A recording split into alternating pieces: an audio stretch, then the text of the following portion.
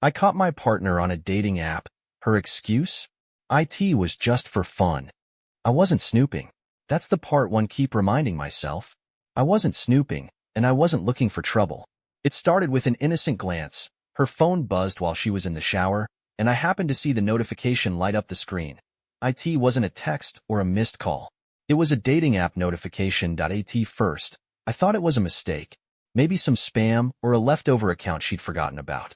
But as I stood there, staring at the message, "You've got a new match," a familiar unease crept up my spine. I told myself not to overthink it. We've been together for almost 3 years, living together for one. She wouldn't do that to me. But the phone was right there, face up, unlocked. It felt like a test from the universe. I didn't want to be that guy, but my thumb hovered over the app icon anyway. Before I could stop myself, I tapped it. The screen opened, and there it was, a fresh profile, active, with her face smiling back at me. Her bio was short, vague. Just here for fun. Nothing serious. A cold weight settled in my chest. The app showed recent conversations too, casual flirting, harmless in isolation but devastating in context. She wasn't just browsing out of curiosity. She was engaging. When she came out of the bathroom, towel wrapped around her hair, face flushed from the steam, she caught me standing there with her phone in my hand. For a moment, we just stared at each other, her expression quickly shifting from confusion to guilt to poorly masked indignation. "What are you doing with my phone?" she asked, her voice tight. I didn't answer. I didn't need to. The screen said enough. She didn't snatch the phone from my hand. She didn't yell or cry. Instead, she let out a sharp breath, like someone who had been holding it in for too long, and sat down on the edge of the bed. "It's not what you think," she said softly, staring at the floor. That line. The classic defense. But I didn't say anything.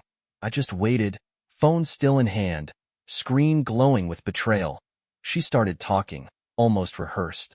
How it was just something she downloaded on a whim. How she never intended to meet anyone. How it was just for fun. Something she did out of boredom, curiosity, pick your cliché. Her voice trembled slightly, but her words were steady, too steady. "It's like people play games on their phones to pass time." That's all it was for me. Just swiping, talking, nothing serious. I finally looked away from the screen and met her eyes. They were red-rimmed, and I couldn't tell if it was guilt or just the steam from the shower. "Do you know how that sounds?" I asked, my voice low, barely above a whisper. She flinched, just slightly, but recovered quickly. "I didn't think it would hurt you because it wasn't real to me. But it was real enough to set up a profile. Real enough to talk to strangers. Real enough to hide it from me." The silence stretched between us like a chasm. I wanted to shout, to demand answers, to break something. But I just stood there, frozen in place, feeling like a fool.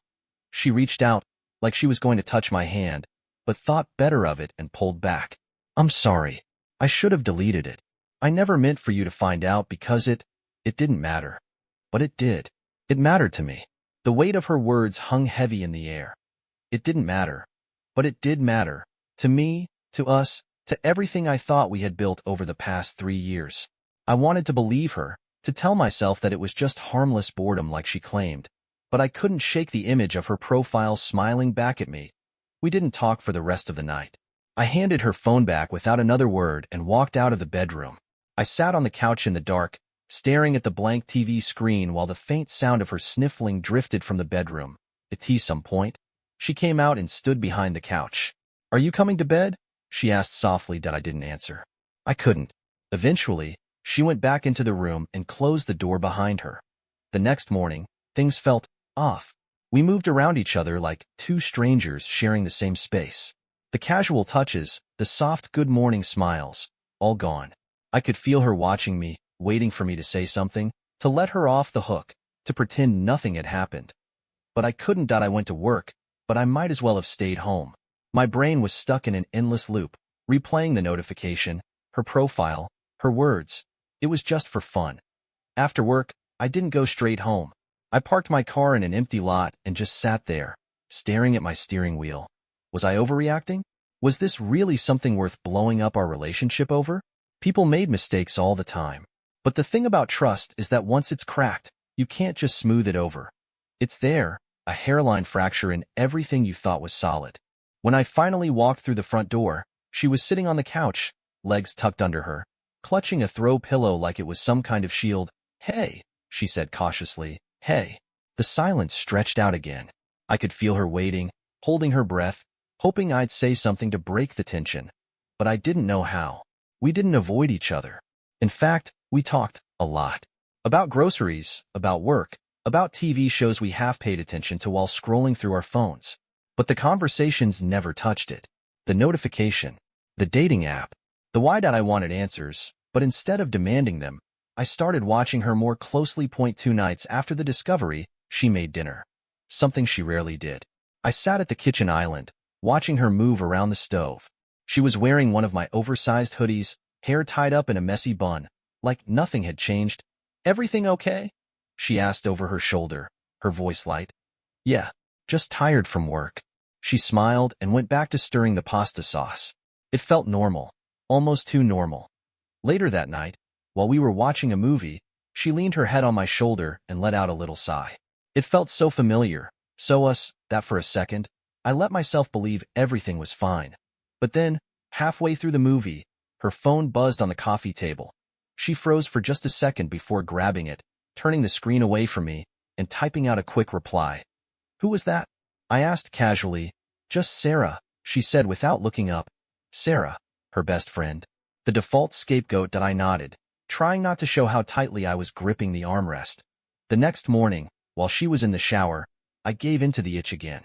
Her phone was face down on the nightstand, and I picked it up with shaking hands. Locked. Password changed. When she came out, towel around her hair, she noticed immediately. "Did you try to get into my phone?" "No," I said, too quickly. She stared at me, her lips pressed into a thin line. "You don't trust me." And there it was, the flip, the deflection, the subtle shift of blame. "I found your profile on a dating app," I said, my voice low but firm. "You don't get to act hurt about me not trusting you." Her expression cracked just slightly before she turned away to the closet. "Are you still talking to people on there?" I pressed. "No," she snapped, spinning around. "I deleted it. I told you it wasn't serious." But the locked phone said otherwise. That weekend, I decided to test her. Not in some elaborate trap, but something simple. I said I'd be out all day helping a friend move. She kissed me goodbye at the door, told me to drive safe. But I didn't leave. I parked a few blocks away and sat in my car, staring at the apartment building. After about an hour, I saw her step onto the balcony, phone in hand, looking around before retreating back inside. When I went back in that evening, I didn't ask her anything. I couldn't, because if I asked, she might tell me something I wasn't ready to hear. That night, she reached for my hand while we were in bed. "I love you," she said softly. I squeezed her hand in return, but I didn't say anything, because I did still love her. I loved her so much it hurt, but something heavy, something sharp and jagged, was stuck in my chest, keeping those words from escaping. The days blurred together after that. We carried on with the motions, coffee in the mornings, shared glances over dinner, her head on my shoulder while we watched sitcom reruns. But the cracks were showing, and they were starting to spread. One evening, I came home earlier than usual. Her car was in the driveway, but the apartment was silent. No music playing, no sound of the TV. "Hey, I'm home," I called out. Ino answered. I walked into the bedroom and found her sitting cross-legged on the bed, staring at her phone. She flinched when she noticed me in the doorway, fumbling to lock the screen before tossing it onto the nightstand. "You're home early," she said, her smile tight. I nodded slowly. "Yeah, things wrapped up quicker than I expected." There was an energy in the room, an invisible thread pulled taut between us. I could feel it vibrating with every unspoken word. "Who were you talking to?" I asked, trying to sound casual. "No one. Just scrolling through stuff." I didn't press. I wanted to. God, I wanted to. But I couldn't bring myself to say the words. That night, lying side by side in bed, staring at the ceiling, I felt her shift closer to me. Her hand brushed against mine, hesitant, testing. "Are we okay?" she whispered into the dark. I didn't answer right away. "We're trying," I finally said. She let out a shaky breath and turned onto her side, her back to me. A few days later, it happened again. Another notification. This time, it was a late-night buzz that pulled me out of sleep. She was in the bathroom, and her phone was on the nightstand. It was face up this time, unlocked, as if she'd been distracted when she left the room. I hesitated, my pulse hammering in my ears. Then I reached for it. There were messages. Not a lot, but enough. You up? Wish I could see you tonight. Nothing explicit, nothing damning on its own. But the casual intimacy was there. The familiarity, the easiness of the exchange. When she came back from the bathroom, she froze in the doorway. Her eyes went straight to her phone in my hand. Are you serious? She said, her voice sharp, defensive. I looked up at her, holding the phone in the air. Who is this? Her arms crossed tightly over her chest. I told you. I deleted the app. That's old. It's nothing. It doesn't look like nothing. She took a step forward. You shouldn't have gone through my phone. The deflection again. Always the deflection. I shouldn't have had to, I said, my voice cracking. For a moment, she just stared at me, her eyes glistening with something I couldn't place. Guilt, anger, regret? Maybe all of it. I'm done, I said softly, placing her phone back on the nightstand. Done with what? She asked, her voice breaking. With this. With whatever this is. With trying to pretend I don't see what's happening. She took a step toward me, reaching out. No, please. Don't do this. I'm sorry. Okay? But I was already walking out of the bedroom, out into the living room. I grabbed my keys, my wallet. Where are you going? She called out, her voice rising, cracking. I don't know, I said over my shoulder, and then I walked out the door. I drove aimlessly for hours, letting the quiet hum of the engine and the occasional flash of headlights soothe the static in my mind. I didn't have a destination, no plan, just a growing certainty that whatever existed between us had started to rot from the inside. Around midnight, I parked in an empty lot overlooking a gas station. I leaned back in the seat, staring up at the dark sky through the windshield. My phone buzzed on the passenger seat, her name lighting up the screen again and again. I didn't answer. Eventually, she stopped calling. I spent the night in a cheap motel off the highway. The room smelled like bleach and regret, but at least it was quiet. I stared at the cracked ceiling tiles until sunrise, my mind running in relentless loops. Was this salvageable? Could we sit down, talk it out, and somehow come back from this?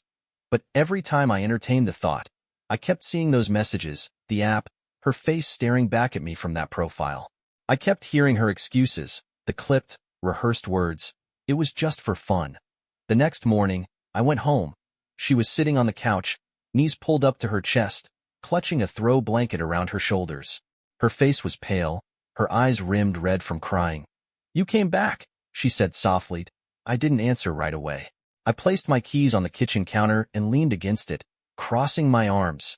I've been thinking all night, I said slowly. And I can't pretend this didn't happen. I can't look at you and not see that. She nodded, her lips trembling. But I love you. I do. I messed up, but it didn't mean anything.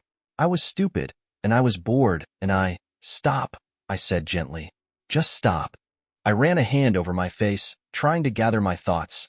I still love you, I said, my voice low. I do. But love isn't enough to fix this. I don't trust you anymore. And without trust, we don't have anything. She let out a broken sob, covering her face with her hands. I wanted to go to her, to wrap my arms around her, to tell her it would be okay. But I couldn't. Because it wouldn't be okay. Not like this. I'm going to stay with a friend for a while, I said quietly. I think we need space. A lot of it. She looked up, her face streaked with tears. So, that's it? You're just leaving? For now. I grabbed a duffel bag from the closet and packed a few things. Some clothes, my laptop, a toothbrush. I avoided looking at her as I zipped it up. When I walked to the door, she stood up and followed me. Please don't go, she said. Her voice so small it almost broke me. I turned to her one last time. I need to be away from this. To think, to breathe. You need to think too. About why you did this. About whether you're really sorry, or if you're just sorry you got caught. Her lips parted, but no words came out. I opened the door, stepped outside, and closed it softly behind me. For the first time in weeks, the air felt clear. I stayed with my friend Mike for about 2 weeks. He offered me the couch, cheap beer, and distraction in the form of late-night gaming sessions. I appreciated the effort, but there was no escaping the weight I carried around with me. The constant ache in my chest, the dull hum of regret and confusion. She texted me a few times. Nothing dramatic, just short, fragile messages. I miss you. I'm sorry. Are you okay? I didn't reply to most of them. I didn't have anything to say, and I wasn't ready to hear whatever she might respond with if I did. But one evening, after Mike had gone to bed and I was staring at the glow of my phone screen, I finally typed out a message. We need to talk? She replied almost immediately. Please, just tell me when. The next afternoon, I went back to the apartment. I stood outside the door for a long moment before unlocking it and stepping inside. She was sitting on the couch, knees pulled up to her chest, a blanket wrapped around her. The same spot, the same look of defeat and hope mixed together. Hey, she said softly, hey. I sat down across from her, on the armchair we bought together last year. The silence stretched between us before I finally spoke. I've been thinking a lot, I said, my voice steady. About us, about what happened, about whether this is something we can come back from. She sat up straighter, clutching the edge of the blanket. And I still love you, I admitted. That hasn't changed. But I don't trust you. And without trust, love just feels like a chain keeping us tied together instead of something holding us up. She flinched slightly, but nodded. I know I hurt you, she said, her voice trembling. I've spent every day trying to figure out why I did it. And you're right. I was bored. I was selfish. I was stupid. But none of that excuses it. And I know I can't erase what I did. But I want to try. I want to fix this, if you'll let me. Her words hung in the air, and I felt them pulling at me, tugging at the parts of me that still wanted to believe in us. But something inside me had already shifted. I don't think I can, I said, my voice barely above a whisper. Her face crumbled. But we love each other. Isn't that worth something? Doesn't that count for anything? It does, I said, and for a moment, I thought I might cry. But love alone isn't enough. I can't keep wondering if you're hiding something, if there's another message, another notification. I can't live like that. She covered her face with her hands, her shoulders shaking with silent sobs. I stood up, walked over to the window, and stared out at the parking lot below. The sun was starting to set, painting everything in orange and gold. I think we need to let this go, I said quietly. She didn't respond, and I didn't look back at her. I packed up the rest of my things that evening. My clothes, my books, little pieces of my life that were scattered around our apartment. She stayed in the bedroom while I moved around, the only sound between us the faint creak of the floorboards. When I was done, I paused by the door with my duffel bag slung over my shoulder. Take care of yourself, I said softly. You too, she whispered from somewhere behind me. And then I left. I moved into a small one-bedroom apartment across town. It wasn't much, but it was mine. For weeks, the silence was suffocating, but slowly, it started to feel like peace. Healing wasn't linear. Some days I felt free, like I'd made the right choice. Other days, I felt hollow, haunted by memories of her smile, her laugh, the warmth of her head on my shoulder during a movie. But the space helped. The clarity helped. Sometimes love doesn't conquer all. Sometimes, no matter how much you care for someone, you can't rebuild what's already turned to ash. And that's okay. It took me a long time to realize that leaving wasn't a failure. It was choosing myself when the foundation was already cracked beyond repair. And maybe one day, I'll meet someone new. Someone who makes me feel safe enough to say I love you without hesitation, without weight. But for now, I'm okay. And that's enough.